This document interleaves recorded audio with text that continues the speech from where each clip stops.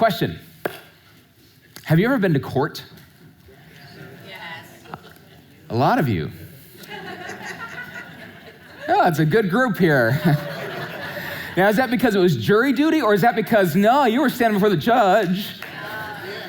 I don't know. I've been to court several times for adoptions, so those are all court cases. Those are more fun types of court cases. But even those, kind of like, okay, I don't want to mess this up. But been there for jury duty. Been there for a couple other things. No, none of those kinds of things. But the jury duty was interesting because there was it was being like every year I was being called. Of course, it can't be every year, it was every 2 years, but I think they knew the dates so that it was like an annual thing. They would call me. And so I was getting called, and I finally got impaneled, which meant I was actually on the jury. My first case, I'm in there, and I hear the whole court case, and it was a fender bender thing and insurance, and I'm like trying to figure out, okay, I'm serious. This is serious stuff. It's a court case. I'm determining people's lives, and I'm like trying to figure out what's going on. It was the whole day, only got a couple of hours by the time the jury thing happens, and I'm going home and I'm praying, okay, Lord, what do you want us to do? And we'll see what's going to come. Then I come back the next day and they say, okay, you can go home. I was like, well, what do you mean? They settled out of court. I was like, okay, well, who won? Doesn't matter. They're done. But I want to know who won. Like this, was this true or is that? Doesn't matter, go home. But, you're done, sir. Okay. Well, that was one case. The second case I was in was a drunk driver, young guy, and we listened to the whole thing, 2 days of testimony, all this stuff back and forth, and then we get to the end, and the jury goes back, and I'm like, well, this is obvious. The guy was, is way over the legal limit. He's driving 80 miles an hour in a 25 mile an hour zone. He's drunk driving, okay? Obvious. We get back in the jury, and everybody's like, okay, how many think he did it? How many think he's guilty? And it was like, there's 6 of us, and 2 of us, me and this other person, raised their hands. And I'm like, were we here in the same court case? Like they had all this testimony, all this stuff. It's like, well, what's going on? And it was crazy because had this other person not been there, this other guy, this young guy who was driving drunk, probably would have killed somebody the next time. But we stood there as what we felt was seeking the Lord, and, well, I was seeking the Lord. I don't know if they were seeking the Lord, but like he was guilty. He was guilty. And so that we pushed a little bit, and everybody's like, okay, yeah, you're right.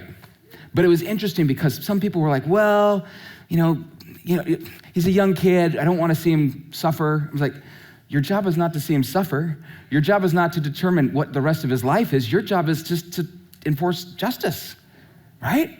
And so there's some court cases that are like, we had a lot of court cases in this last year where people are like, it should have been this way. No, it should have been this way. I'm thankful that there is a just judge in heaven that knows. Today, in chapter 7 of Daniel, we get to go into the courtroom of heaven. Now, it doesn't start there, but I want to show you just a little bit where we're going to go so that you have this mindset and so you understand the context. Daniel 7, verse 9, as I looked, thrones were placed, and the Ancient of Days took his seat. His clothing was white as snow, and the hair of his head was like pure wool. His throne was fiery flames. Its wheels were burning. A stream of fire issued and came out from before him. 1,000 thousands served him, and 10,000 times 10,000 stood before him. The court sat in judgment, and the books were opened. Wow. If you can just imagine, this is Daniel, this is one of his visions, his dreams that he sees, and you just see this, you think about court today, this going before the Supreme Court, this is nothing. That's nothing compared to this. This is the court of heaven, and you can just see this holy awe is in this room. 10,000 times 10,000 are there. And the court case is the Antichrist versus God. That's what we're gonna look at in Daniel chapter 7. Let's look. Verse 1. In the first year of Belshazzar, king of Babylon, Daniel saw a dream and visions of his head as he lay in his bed. Then he wrote down the dream and told the sum of the matter. We have to understand, we've been going through the book of Daniel. Daniel chapter 1 through 6 are really historical. They're narrative, all right? They're basically Daniel's autobiography. It's kind of interesting because he tells it third person and he talks about himself like he was there, but not like I did it. But as soon as we get to chapters 7 through 12, the last 6 chapters of Daniel are 4 different visions that Daniel has, and each one he's in the first person and he's telling you, this is what I saw. You'll never believe it. This is what I saw. And so as he begins to cast this vision, he says he's in the first year of Belshazzar. So what's happening is that these 4 visions, some of these take place earlier on in the book of Daniel. Remember, first 1 through 6 are historical narrative in order. We've got chapter 4 where Nebuchadnezzar goes crazy and then finally repents and comes back to the Lord, right? Chapter 5, we have the handwriting on the wall, and that's Belshazzar. That's Nebuchadnezzar's grandson. And so this chapter, chapter 7, what the vision that he sees is actually somewhere between chapters 4 and 5. This takes place nearly 50 years after the vision in chapter 2, and we're going to see a lot of parallels in chapter 2. All right, so Daniel 7, verse 2, Daniel declared, I saw in my vision by night, and behold, the 4 winds of heaven were stirring up the great sea. And the 4 great beasts came up out of the sea, different from one another. The first was like a lion and had eagle's wings. Then as I looked, its wings were plucked off, and it was lifted up from the ground and made to stand on 2 feet like a man, and the mind of a man was given to it. Okay, stop there. It's like, okay, well, this is some weird imagery that's going to take place. The imagery is actually paralleling what we saw in Daniel chapter 2. If you remember, Daniel chapter 2 was the stone, this big statue, right? And the statue, we have a little slide, you have the picture of it.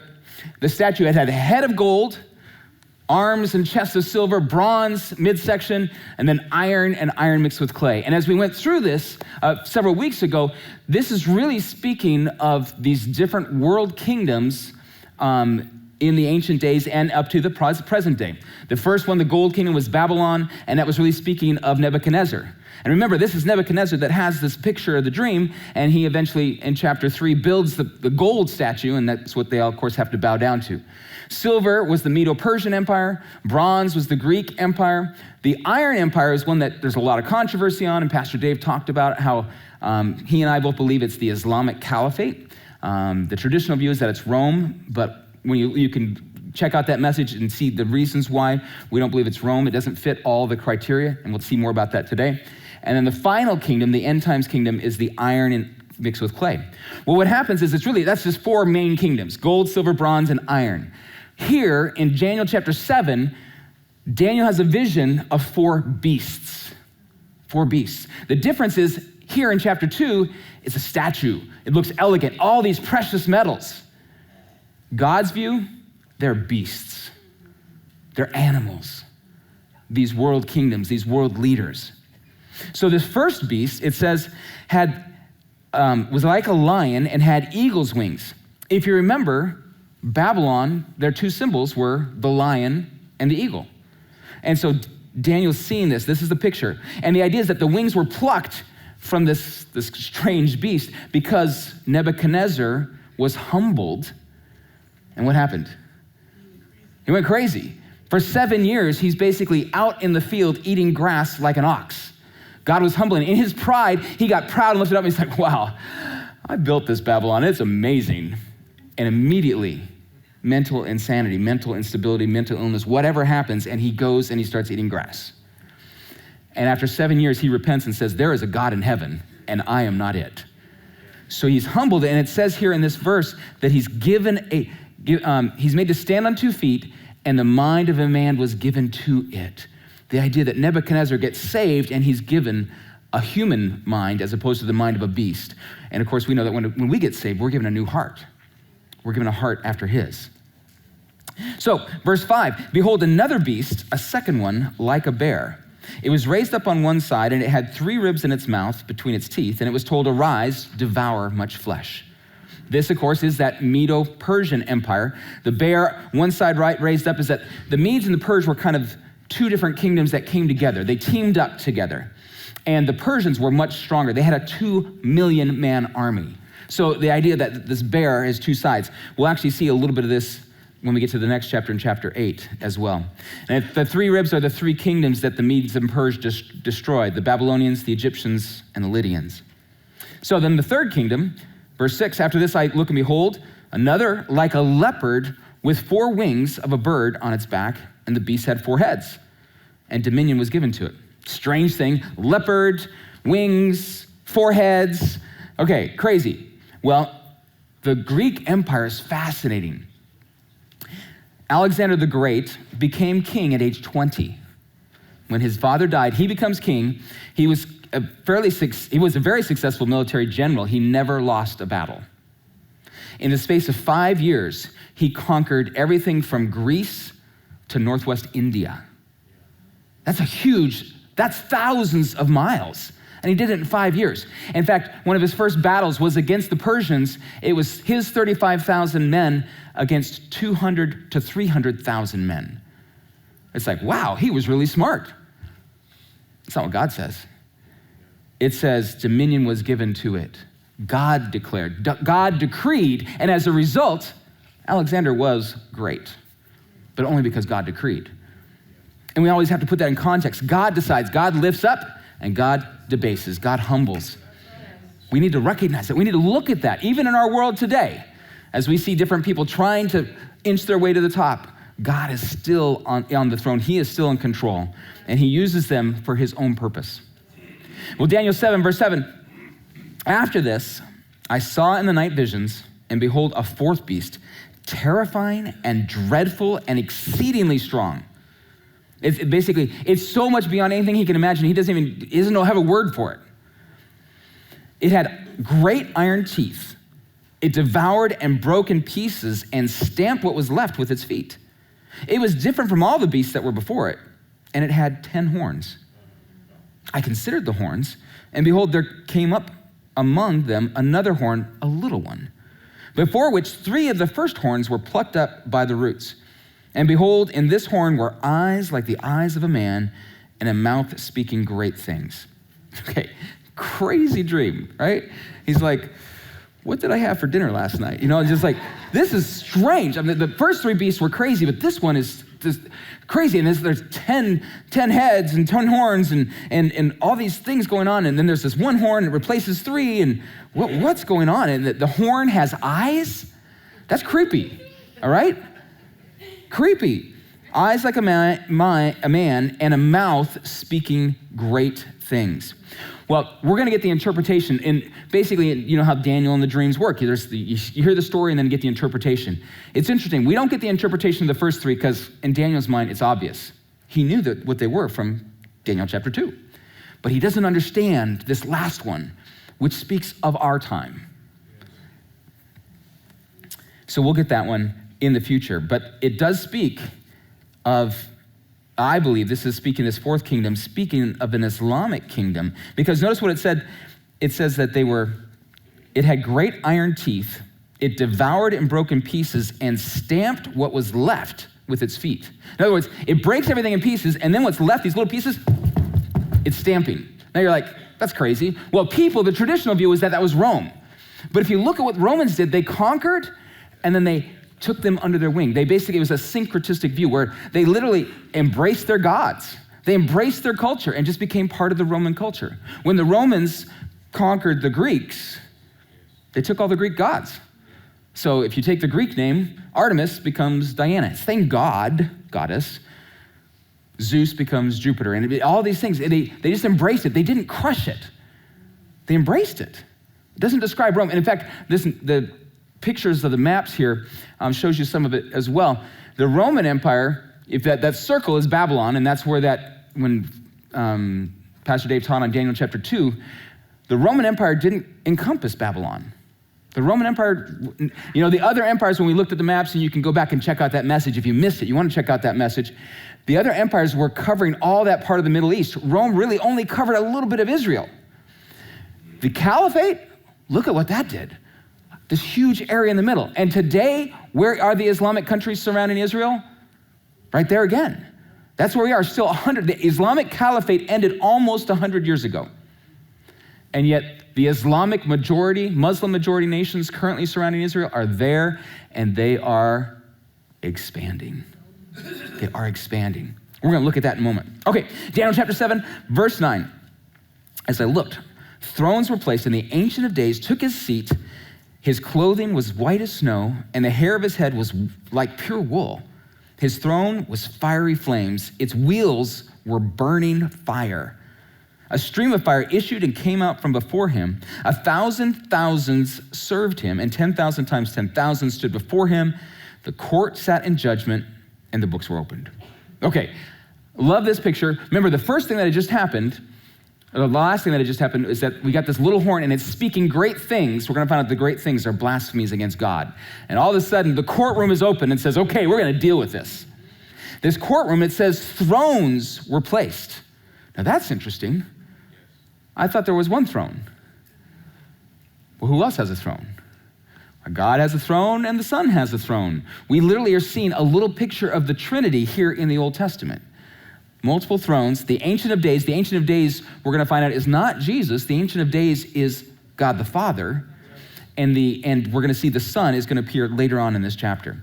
Now, the throne is like jaw-dropping, right? Look at this verse in Psalm 97, which also kind of relates to the same picture. The Lord reigns, let the earth rejoice. I just want to stop there for a second. If you think somebody else is reigning, your favorite political party, or you're not your favorite political party, or whatever, you can be very depressed. But if you know that the Lord reigns, let the earth rejoice. Let the many coastlands be glad. Clouds and thick darkness are all around him. Righteousness and justice are the foundation of his throne. That's what the foundation of his throne. Righteousness and justice. We don't have to worry that he's going to judge unfairly. We don't have to worry that the jury's going to be swayed by public opinion. Or by media, thank you. Or by Google. Fire goes before him and burns up his adversaries all around. His lightning lights up the world. The earth sees and trembles. The mountains melt like wax before the Lord of all the earth. What a picture David has here of the God of heaven. And the same picture Daniel sees. This idea that there's fire coming out of the throne. I'm not going to get too close.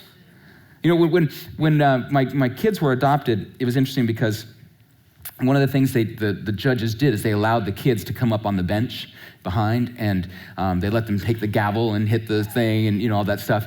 And it was like, oh, this is cool. I wouldn't want to get near this throne. Think about this fire that's burning. I want to watch. I just want to stay and watch. Talk about the holiness of God that is here in their presence. Verse 10, a stream of fire issued and came out from before him. 1,000 thousands served him, and 10,000 times 10,000 stood before him. The court sat in judgment, and the books were opened. This is fascinating. The books, the idea that everything's being recorded. Everything's being written down. The books are going to be open. We're going to see. We don't need to worry about testimonies of witnesses. No, it's all written down in the book. Today, it's fascinating. There's a whole record of your life. Did you know that? In two places. One is in heaven, and the other is on Google hard drives. I'm serious. They are tracking you. They're tracking you. I'm not trying to be paranoid. I am. No, but I'm serious. They're tracking everything. Everything is there. How many of you're doing something and you're talking to somebody, it's like, yeah, I think I want to go to Chick-fil-A later today, and all of a sudden you got an ad for Chick-fil-A, and it's like, where did that happen? I thought they were Christians. No, serious. It's like the crazy things that happens with your phone. It's like, I'm not talking to anybody, but your phone, I did a whole message that Google was the Antichrist. Well, not really the Antichrist, but it's the spirit of Antichrist, and your phone communicates every 4 minutes. If you have a phone, or you have Google of any sort on your phone, every 4 minutes, it's contacting Google and saying, hey, I'm here, just so you know, I'm here. Even if your phone just sits there every 4 minutes. Why? Just because. Just to know what you're doing. That's how their maps are so good, right? All I'm saying is the books are being opened. There are hard drives, and there are his drives. And his drives are the ones that we want to be, okay, I want to make sure that I got good stuff in that drive. Now, the cool thing is, I'm getting ahead of myself. You got to look at this verse. Revelation chapter 20, verse 12. And I saw the dead, great and small, standing before the throne. So this is at the end of Revelation. This is kind of at the end of the end of the end. And it says the books were opened. Then another book was opened, which is the book of life. And the dead were judged by what was written in the books according to what they had done. And the sea gave up the dead who were in it. Death and Hades gave up the dead who were in them. And they were judged, each one of them according to what they had done. Then death and Hades were thrown into the lake of fire.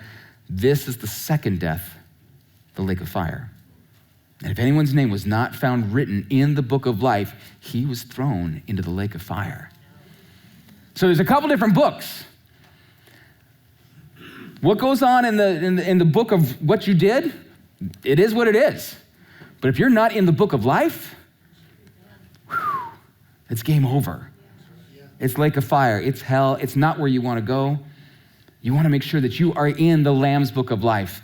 And the beautiful thing is, if you're in the Lamb's book of life, when you look at this passage, we don't have time to go into it today, but you don't have to sit there in the judgment, in this judgment, this great white throne judgment. You're not at that judgment. We have a Bema Seat judgment, which is a reward judgment, but we don't have this judgment. This judgment is for those who don't believe. And so they're all fairly taken before the court of heaven, and they pull open the books and they say, is he in the Lamb's book of life? No. John, on this date, did you do this? You have there's no response except yes. And boom, boom, boom, boom, boom, boom, boom, boom, boom. Can you just imagine just this unraveling that takes place as everything you've ever done wrong, but I gave some money to the church and I was really good. But what about this? But what about this? But I prophesied, didn't I? And I cast out demons. And of course, what does Jesus say? Depart from me, I never knew you. Wow. I don't want to be at that judgment. And you don't have to be at that judgment if your name is in this book. This Antichrist, his name wasn't in that book. And God has a special judgment for him, and this is this judgment here in Daniel chapter 7. 7, verse 11. I looked then because of the sound of the great words that the horn was speaking, and as I looked, the beast was killed, and its body destroyed and given over to be burned with fire, the lake of fire. As for the rest of the beasts, their dominion was taken away, but their lives were prolonged for a season and a time. The judgment, we skip to the end and basically, hey, the beast is going to be judged, he's going to go to hell, and we say, yay, because the beast is bad. We're going to see that in a moment. But then it says these other beasts were prolonged for a season. It's not that they were all at the same time. It means that this Antichrist, when he is judged, he's judged, and Jesus comes back, and new kingdom start, fresh start, reboot, world 2.0. When the Medes and Persians took over the Babylonians still existed. But when it comes to this thing, when it comes to the very end, the Antichrist, his kingdom no longer exists. But these other ones continue. They are prolonged for a season, okay? Not that they're concurrent. All right, verse 13. I saw in the night visions, and behold, with the clouds of heaven, there came one like a son of man. And he came to the Ancient of Days and was presented before him. And to him was given dominion and glory and a kingdom that all peoples, nations, and languages should serve him.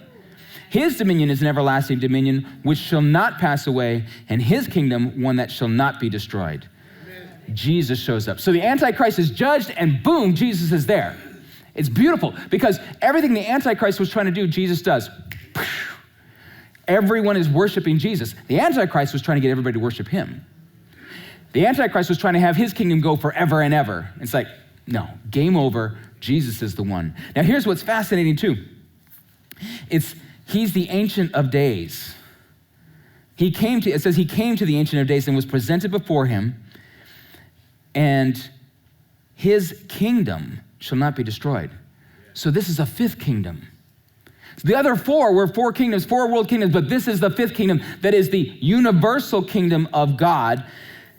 This is a chance for us to plead the fifth, to say this is the kingdom we want to be a part of, we want to vote for. And it says, all peoples, all languages serve him. Now, verse 15, as for me, Daniel, my spirit was with him, it was anxious, and the visions of my head alarmed me. I approached one of those who stood there and asked him the truth concerning all this. So he told me and made known to me the interpretation of things. Remember, Daniel was the guy that he interpreted dreams. But he can't interpret this. This is beyond his pay grade. He's like, okay, God, help me out. And so he sees these angels standing there. He's like, can you explain what's going on? Verse 17, these 4 great beasts are 4 kings who shall arise out of the earth. But the saints of the Most High shall receive the kingdom and possess the kingdom forever and ever. Did you hear that? God comes in, Jesus comes in, he takes over, and then he says, he gives it to us. We receive the kingdom. Did you do anything to deserve that? No, we know that, okay? None of us deserve it. And yet, because we believe in Jesus, because we're following him, he says, here you go. Verse 19, then I desired to know the truth about the 4th beast, which was different from all the rest, exceedingly terrifying, with its teeth of iron and claws of bronze, in which devoured and broke in pieces and stamped what was left with its feet. And about the 10 horns that were on its head, and the other horn that came up before, which 3 of them fell, and the horn that had eyes and a mouth that spoke great things and seemed greater than its companions. As I looked, this horn made war with the saints and prevailed over them until the Ancient of Days came and judgment was given for the saints of the Most High in a time when the saints possessed the kingdom. Okay, so we got 4 kingdoms. The 4th kingdom has 10 horns. Each of these horns is a king and a kingdom. And 3 of these basically are dissenters when this little Antichrist character, the little horn, comes up. They're dissenters, and so they get taken out and replaced by the little horn. The little horn becomes the prominent horn, becomes the mouth that speaks great things, bold things. Verse 23, then he says, as for the 4th beast, there shall be a 4th kingdom on the earth, which shall be different from all the kingdoms. How is it different? Well, we think about it. Babylonian, okay, is a kingdom. And there's some religion there, but it's focused on a ruler. The Medo-Persian, yeah, that's a kingdom. And the Medo-Persians were conquered by the Greeks, okay? And the Greeks, 4 heads, they actually then, after Alexander died, they went to those 4 generals and split up 4 different ways. And yet they're just kind of kings. They're just kind of world empires. Yet the 4th kingdom was more terrifying. And if you think about it, Islam is a kingdom that is basically deifying 7th century Islam, 7th century culture. It's a kingdom that says this culture is the way to do things. The radical Muslim, it's not enough for the radical Muslim to say, believe in Allah. Although they do say Allah Akbar, right? And how does that get translated? It gets translated as God is great. It's not really what it means. It means Allah is greater. Now that's fascinating.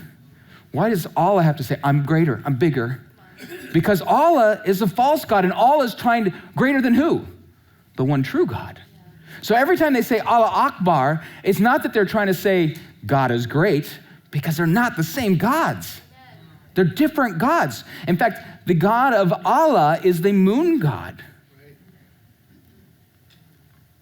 So here we have this Allah Akbar. They're saying God is, or Allah is greater. It's really lifting up a satanic God. And so it's different than the others. And that's why when we look at that, when we had the map of the Islamic Caliphate, you can literally have these different regions ruling, but it's one religion that unites them. One religion that unites them. So, he devours the whole earth, tramples it down in pieces. There's a worldwide effect. Verse 24, as for the 10 horns, out of this kingdom 10 kings shall arise, and another shall arise after them. He shall be different from the former ones, and shall put down 3 kings. We don't know how this is going to play out today. In the 70s and 80s, when the European Union was rising and there were 10 nations, they're like, see, it's fulfilled, because it was all about Europe. And then the European Union went to 13, and they're like, and 15, and 17, and 20, and now it's like, whatever it is, 20-some nations in the European Union. Of course, there's a Brexit, and there's this exit but I don't really think it's going to get back down to 10, because I don't think it's Roman. We don't know what these 10 kingdoms are right now. It hasn't appeared, but it's coming. It's on the horizon. We are right there because of these other things that we're going to see. Verse 25, he, speaking of this Antichrist, this little horn, he shall speak words against the Most High, and shall wear out the saints of the Most High, and shall think to change the times and the law, and they shall be given into his hand for a time, times, and half a time. this Antichrist speaks words against the Most High.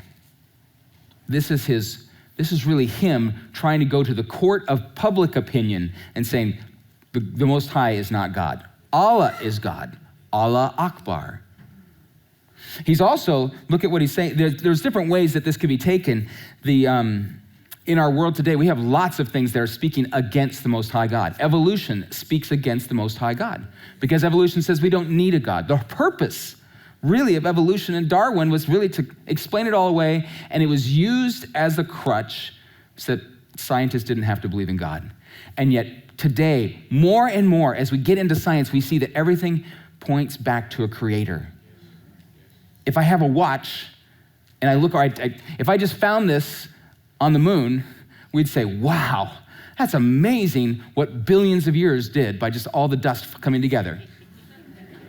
You're laughing, but that's what scientists are saying about you, and you are more complex than anything Apple ever designed. And so yet the world around us is saying up is down, dark is light, boy is girl, all these different things that are literally defying what the science says in front of us. XY, girl. XY, boy. XX, girl. Your chromosomes. Every cell in your body says one or the other. Gender fluidity is not scientific.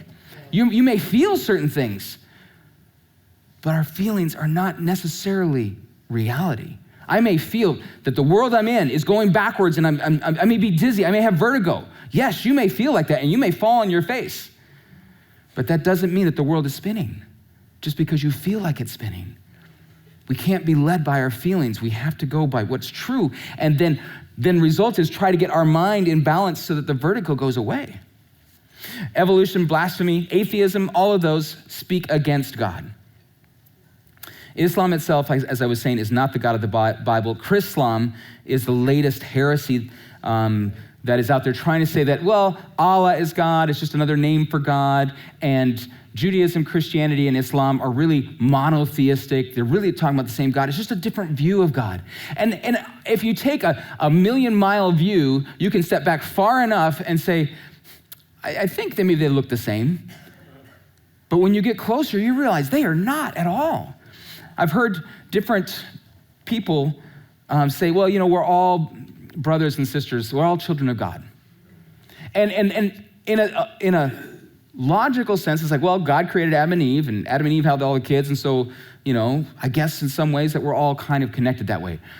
But from a biblical viewpoint, from God's word, we are not all brothers and sisters. Amen.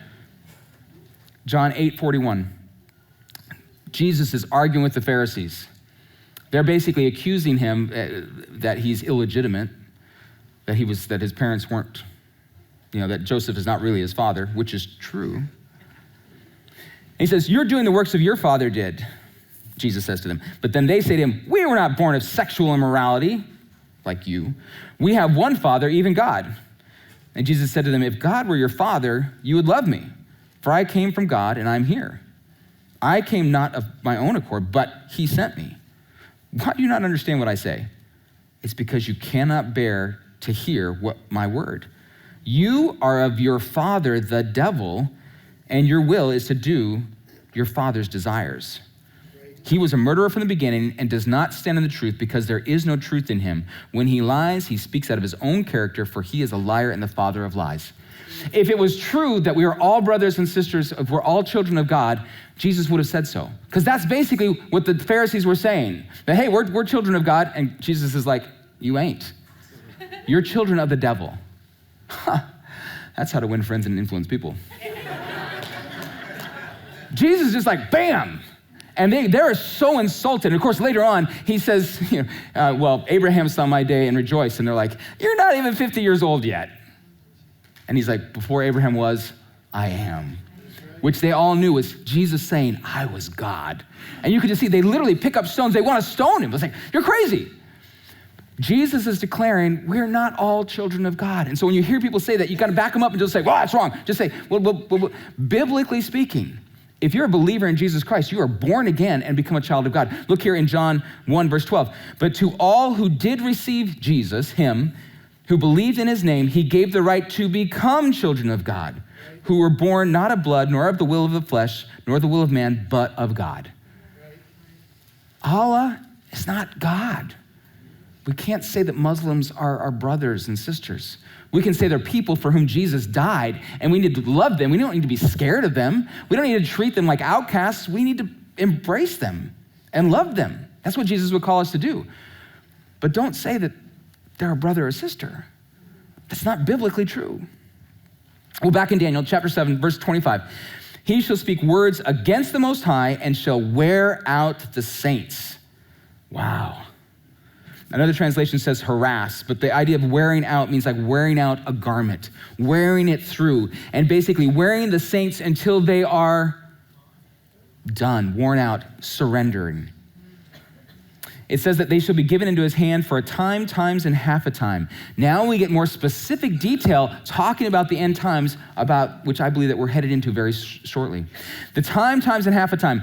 This is multiple times, four different ways in the Bible it speaks of 3.5 years, okay? This one in Daniel, a time, okay, we understand that, that's a one-time period. A times is a duple.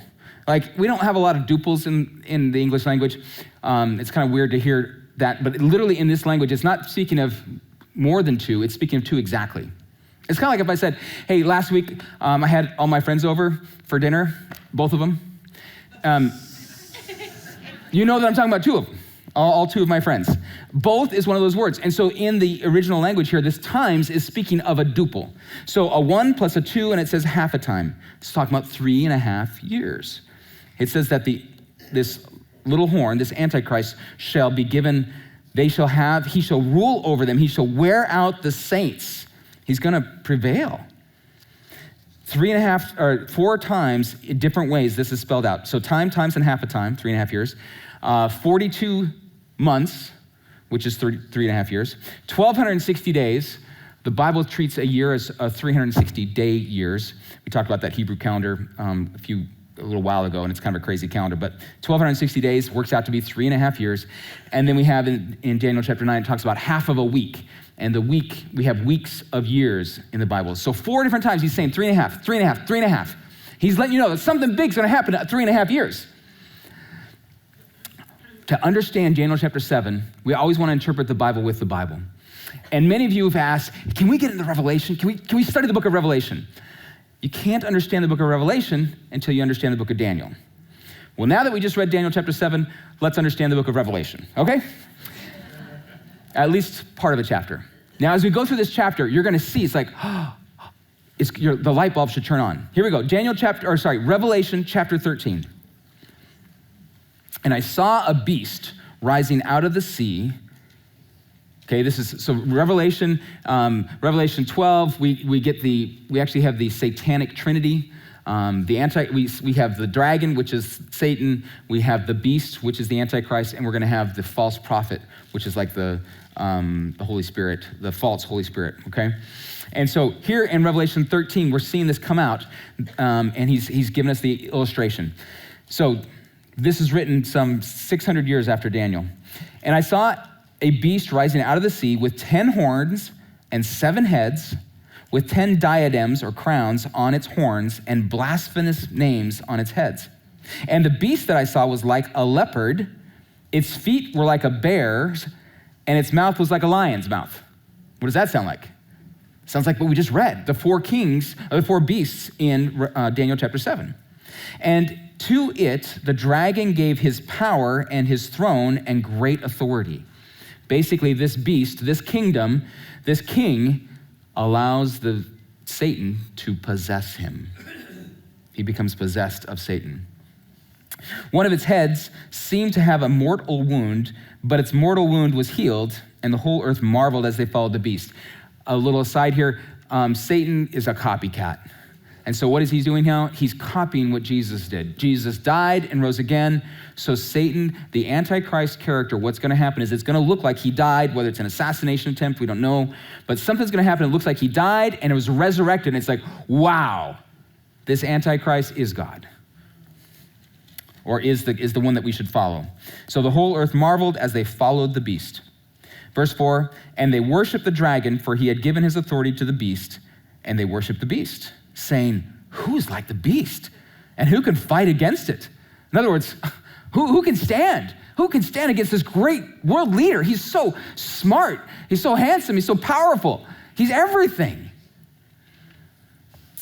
Verse 5, and the beast was given a mouth uttering haughty and blasphemous words, and it was allowed to exercise authority for 42 months.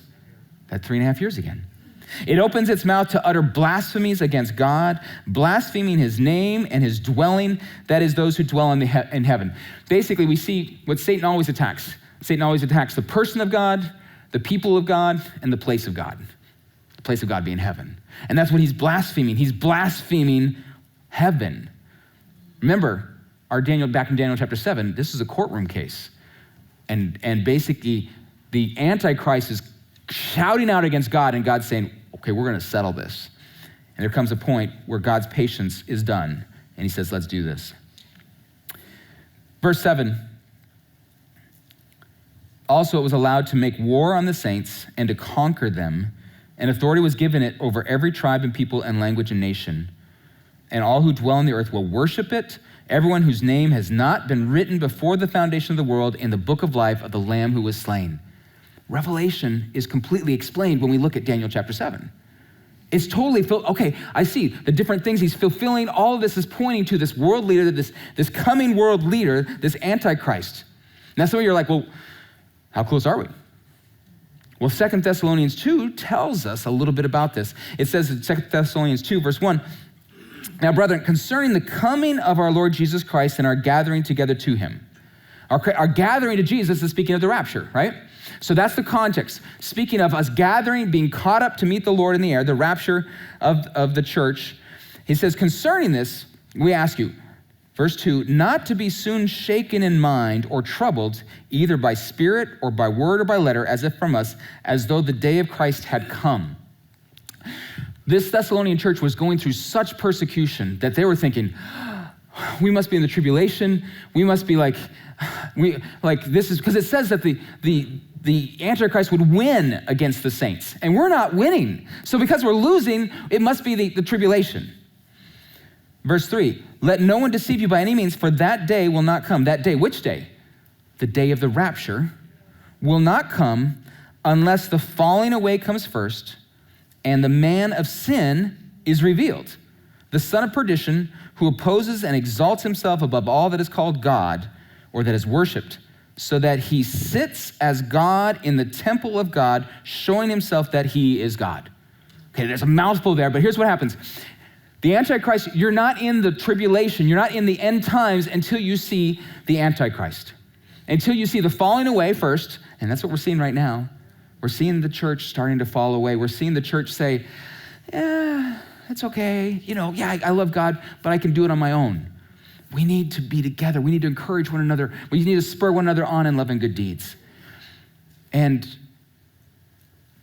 COVID is separating families, separating all sorts of people over crazy stuff. And that's only the beginning. We live in a time right now where the heat is being turned up and the church is falling away. As Pastor Dave said a few weeks ago, the number of people that are nuns, none as in N-O-N-E, the people that say that they have no religious affiliation now surpasses the number of evangelical Christians in the United States. It had been that they were the minority, and now we are the minority because there's a falling away that's taking place. We're seeing great men and great leaders that love God, and pastors and worship leaders that are walking away saying they're no longer Christians. It's like, what is this? How does that happen? They're walking away. This is that falling away. So we're seeing that, but now it says also that the second thing is that you'll see this son of perdition, the man of sin, who exalts himself above all that is called God, and it says so that he sits as God in the temple. Okay, the temple doesn't exist yet, so that means we have a little bit of time. But they figure they can build it in less than a year. Now, they have everything ready to build the temple. The temple is going to be built, and what needs to happen is there needs to be somebody that can organize some type of treaty between the Israelites and the Jews, rather, and the Muslims about the Temple Mount. And if somebody had some really good ideas about how to make that peace, then the Jews could come in and build a temple. And literally, the Temple Mount is a huge space.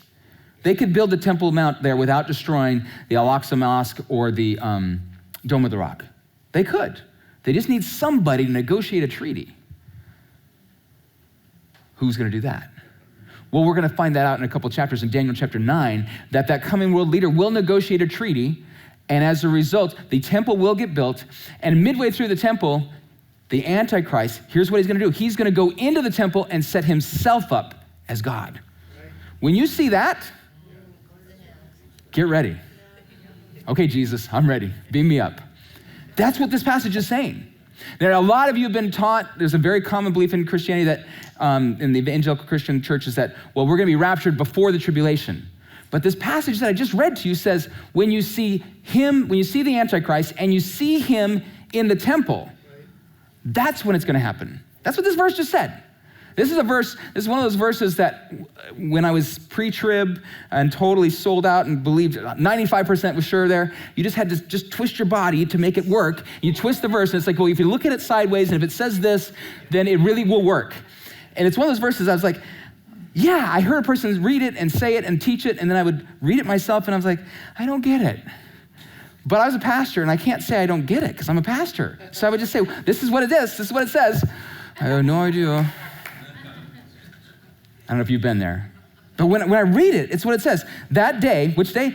The day of the coming of the Lord Jesus Christ, that day, the rapture will not come unless the falling away comes first, the man of sin is revealed, and he sits as God in the temple of God. So that's why Dave and I, we believe in what's called a pre-wrath rapture. In other words, here's the tribulation starts here. I don't know when. I think it's soon. Midway point, 3.5 years in, the Antichrist sets himself up as God, and then sometime after that, but before all the wrath of God that is poured out, the bowl judgments and the trumpet judgments, before that's poured out, we're taken out. So we miss the bad stuff, but it says that we're going to go through bad stuff. Do you know that if you trace the last 2,000 years of history, Christians have suffered? We live in the United States, we live in this so insulated, so styrofoam world that everything is nice. I mean, we just assume that everybody understands. The world for 2,000 years, Christians have not lived that way. They've suffered. And it says that there's going to be a time of suffering that's going to be worse than anything we've ever imagined. Are you ready for that? Well, back in Daniel chapter 7, verse 25, let's finish this up. He shall speak words against the Most High and shall wear out the saints of the Most High and shall think to change the times and the law, and they shall be given into his hand for a time, times, and half a time. This is crazy. Okay, we already talked about the times, and half a time, but it says he's also going to think to change the times and the law. What does that mean? How you change the times? I don't know if you realize this. Our nation, we have such an amazing Christian heritage, right? And the early revolutionaries, many of them were pastors, and they made the focus is about God. And before we had the Constitutional Convention, we basically sought the Lord, and they prayed, and they spent time in prayer, fasting. And as a result, we have the Constitution, which I believe is a gift of God. I don't believe it's perfect. I don't believe that American Christianity is the way that God always intended it. I believe that God has blessed us for this season, which is amazing. Do you know that while that is going on, halfway around the world in France, there's a revolution going on? And do you know that in their revolution, do you know what they did? They did just the opposite. It was a totally secular revolution where they tried to inch God out. In fact, what they did is they developed their own calendar. It was really a decimal calendar. I have a picture here of these clocks. They literally they knew that the day had 24 hours, right? Well, the hour is arbitrary. That's just why do you have to have 24? They said, well, let's make it 10. So they had 10-hour, it was a 10-hour day. Each hour, which is just a little bit more than 2 hours of our time today, a 10-hour day, 100 minutes in every hour, and 100 seconds in every minute. You're like, I hate metrics. Right? I don't know if when I was a kid, they were teaching us the English system and they were teaching us the metric system. And they said, you gotta learn the metric system because in a number of years, the English system is gonna go away and we're all gonna be using metric. That was like 40 years ago. So anyway, in France, they basically said, we're gonna do this 10-hour day. We're gonna have a 10-day week. They had a 10-day week. There were 3 weeks in a month. It was a 10-day week, and at the end of, they still had 12 months, which is kind of funny, they didn't fix that. But the calendar doesn't work that way. You can only twist it so much. And then at the end, they had 5 extra days, which were days like a celebration of different virtues, and it was kind of crazy. It's funny, they dated it from their revolution, and they had these clocks made. The one in the middle here is actually a clock that's still, at the top is the decimal clock, and the bottom is still a regular clock, so you could see the time in the 2 different ways. And what happened was, because the rest of the world didn't change, France is the only one that changed, they tried to do it, and it only lasted about 12 years. When their republic was changed, Napoleon was elected, and he became crowned the emperor, and Napoleon said, this is a bunch of garbage, and it didn't last. Now, when they were asked, why did you guys do this? And the architect of this whole plan said, we wanted to do away with Sunday. That's what his words were. Why? Because Sunday was the Lord's day. Sunday was a Christian day. We want to erase Sunday. And literally, the law in France at that time was you couldn't go to church except on the 10th day. So Sunday was gone. Their whole life was all of a sudden upturned, and so it's no longer basically they had a 6-day week with the 7th day was, a day off for everybody. That's kind of what the culture was. And they said, no, we have a revolution, the people are in control, it's gonna be a 10-day work week, a 9-day work week with the 10th day off. And you can only go to church on the 10th day. Now, what's fascinating is people that were used to working 6 days and got the 7th off didn't like working 9 days and taking the 10th off. It didn't work. God said, no, that's not the way it's set up. It's set up in 7s, and it didn't last. It literally only lasted 12 years. But somehow this Antichrist character is gonna try to change times and laws. I don't know about you, but there's a lot of laws that seem like they're trying to get changed that affect everything. Now, I believe the Antichrist character will come out of some place in the Middle East. Personally, I don't believe that it's related to any president. But if the president moves to the Middle East, just watch, okay? Keep an eye on that. So, the only person that changes times and seasons effectively is God. Daniel 2, verse 20, Daniel answered and said, blessed be the name of God forever and ever, to whom belongs wisdom and might. He changes times and season. He removes kings and sets up kings. He gives wisdom to the wise and knowledge to those who have understanding. God's the only one that can do it, not this Antichrist character. Incidentally, Islam does have their own calendar, and they date the first year back to Muhammad's trek from Mecca to Medina. And their month has 29 days and then 30 days and 29 days and 30 days. But of course, the Jews have different calendars too, so who knows what's gonna happen. But if we start having to follow a Muslim calendar, I'd be a little curious. Verse 26, but the court shall sit in judgment, and his dominion shall be taken away to be consumed and destroyed to the end. The court of heaven judges the Antichrist and says, you're done. Consumed and destroyed. It's ongoing. It isn't just the judgment, you're done, game over. It's that idea of eternal suffering, which is so I don't like that. But we don't understand that when we sin against, if I sin against my brother, it's like, okay. If I lie to my brother, not a big deal. It's wrong, right? But if I lie to the IRS, I can get in trouble. Well, what's the difference? It's a higher authority. And so when I sin against a higher authority, the consequences go up.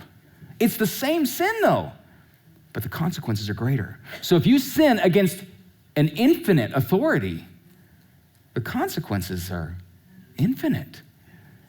We don't understand. We think of our sin as, that's no big deal. It's just a little lie. Everybody does it. God says no.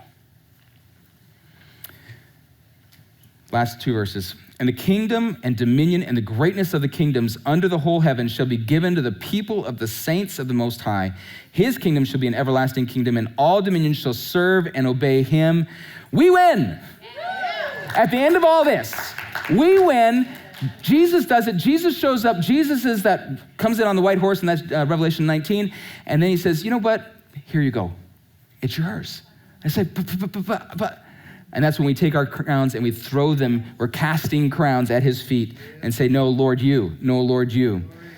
Verse 28, this is the end of the account. As for me, Daniel, my thoughts terrified me greatly. My face turned pale, but I kept the matter to myself. Daniel is like, I'm not sure what I just witnessed. I don't understand it all. How did this happen? How did this big mouth beast speak against God? And then I see a courtroom of heaven, and yet Jesus comes in, and he's just like, it says his face, it literally says that the color, the brightness of his face left him. He is just like, he's shocked. He's scared. He's overwhelmed. The next few chapters go into that and these different pictures and different visions that he sees. And some of them are complicated, but each of them gives us little vignettes, little glimpses into the end times, into what's coming up next. This message was only, in a sense, part one of who the Antichrist is. When we get to chapter 8, we're going to get even deeper in who he is and what he's going to do. And we're going to see, man, the handwriting is on the wall. We're in those last days. What do you do with all this? The most important thing is to make sure that your name is in the Lamb's book. You want to make sure that your name is there, because God is going to win. He's going to win. He's going to have his way. Regardless of what goes on in that world out there, he's going to win. And if my name is not there, it doesn't matter what good I have done. It doesn't matter if I've got pastor next to my name. If my name is not there, how does your name get there? We read it. To as many as believed in his name, he gave the right to become children of God. We have to believe in Jesus. We have to say, God, I can't pay for my sin. God, I'm sorry for my sin. But not that I'm sorry, Lord, I can't pay for my sin, but I believe that you died in my place so that I could experience eternity. You have to believe that. You have to embrace that. And then after we embrace that, the evidence that we've embraced that is we surrender to him everything and say, okay, God, your way, your will. Because if we really believe that he's God, and we really trust him that he's just and that he's also loving, he probably knows what's best for our life. But if we try to get those things out of order, it becomes works, and then we're trusting in our good efforts instead of his being a great God and his grace. So there it is. Are you in the Lamb's Book of Life? Are you walking around today believing that God is going to win? It may look like the fourth quarter and we're down by 20 points, but God is going to win. And if I know that, those that know their God will do exceedingly. Oh, that's another verse that's coming up. Oh, there's so many great verses in Daniel. You guys, just get close to Jesus. Spend that time with him and celebrate the fact that he's going to win. And is your name in his book? Not because of something you've done, not because of the good you've done, because you can't get there by the good stuff. The only thing you get there is by his stuff. Let's pray. Heavenly Father, you are the great God. And Lord, seeing Daniel or hearing Daniel tell the story of seeing your throne room is just overwhelming. To think about that, to think about the fire that is coming out of your throne, to thinking about your power, to hear your voice. Lord, we are humbled, and no one can stand before you in pride or in righteousness, not in our own righteousness. We can't. And so, Lord, we humbly confess we need you, Jesus.